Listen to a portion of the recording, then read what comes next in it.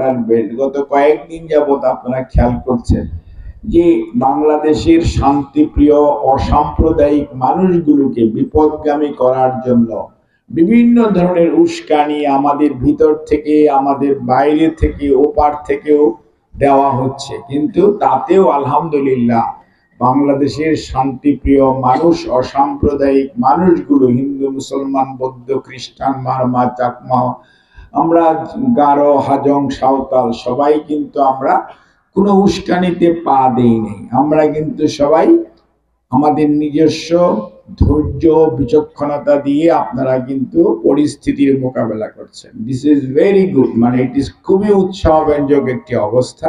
এবং বাংলাদেশের ইতিহাস বলে যে দীর্ঘ শত শত বৎসর যাবৎ বাংলাদেশে একটি অসাম্প্রদায়িক অবস্থা সবসময় বিরাজমান ছিল এবং এটি সবসময় বাঙালি ধরে রেখেছে।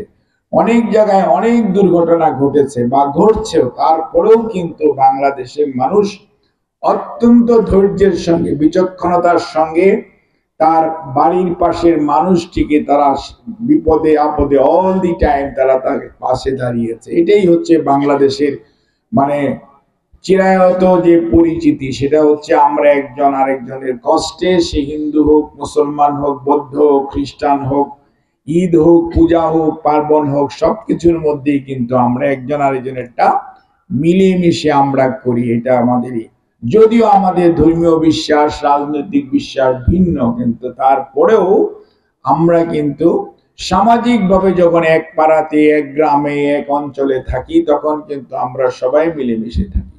কাজেই কেউ কেউ যদি মনে করেন যে আমাদের এই দুর্বলতাকে বা আমাদের এই চুপচাপ থাকাকে বা আমাদের নির্লিপ্ত থাকাকে কেউ আমাদের দুর্বলতা ভাবেন, তাহলে ভুল করবেন। কারণ সেই বাঙালি কিন্তু সেই বাঙালি যে বাঙালি কে দাবিয়ে রাখা যায় নাই। কারা পারে নাই? আপনাকে, আপনাদের মনে থাকার কথা, এই দিনাজপুরে হাজী দানেশ নামে একজন ভদ্রলোক ছিলেন, ছিলেন না? কৃষক আন্দোলন কিন্তু পীঠস্থান, মানে অর্থাৎ তীর্থ জন্মভূমি হচ্ছে আপনার দিনাজপুর।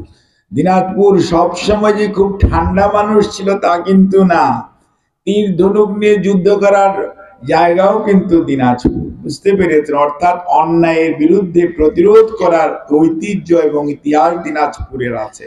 আর এই অঞ্চলে স্বাধীনতা যুদ্ধের কথা যদি মনে থেকে থাকে কারো, 71-এর কথা, এখানে যে যুদ্ধ হয়েছিল, এই যে আপনার এই ঘোড়াঘাট বলেন আর হিলি বলেন, আর আপনার এই রাস্তা দিয়ে পাকিস্তানিরা ট্যাঙ্ক ফেলে পালিয়ে গিয়েছিল, মনে আছে? হ্যাঁ, স্বাধীনতার